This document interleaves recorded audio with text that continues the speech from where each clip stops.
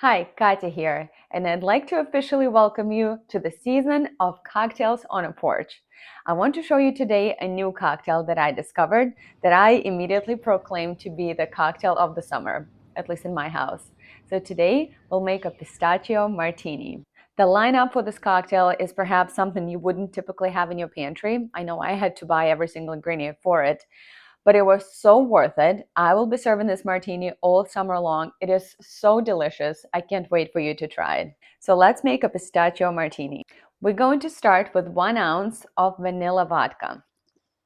Next, we'll use 1.5 ounces of pistachio liqueur. I'm using the brand called Fabrizia.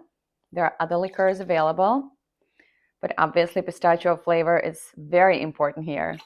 Next, we're going to use 1/4 ounce of Benedictine, and this can be substituted with green chartreuse if you can find it. This is delicious though. It's very herbal and spicy, just has a very, very pleasant flavor. And finally, we need 1/2 ounce of heavy cream. This is very easy to find. Now we're going to add some ice and give it a really, really good shake, like full 45 seconds. Garnish is very important. So what I'm going to do is I'll use pistachios for garnishing. We need to crush them up. So you can do that in the food processor, or sometimes when I'm too lazy to pull that out, I'll just put some nuts in a Ziploc bag and use something heavy to crush them up. If you had a tough day, this is good for getting your frustrations out. Okay, this is great. You don't want them too fine. You want a good crunchy texture. So my pistachios are going on a plate. And I have a plate of a little bit of honey here, or agave syrup will work too. Here's my martini glass.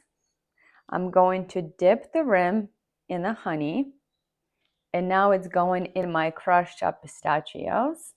I think this is so original and so unique and very cool. Now, one of the serving suggestions I've seen for this drink is some people use a scoop of gelato in a glass before pouring the martini, but I didn't want to make it too sweet. I didn't want to risk it. So I'm doing it without the gelato. Just pour my martini right in. And I think the sweetness, the balance is just perfect. It's not too sweet. It's very, very pleasant. Well, cheers and happy summer.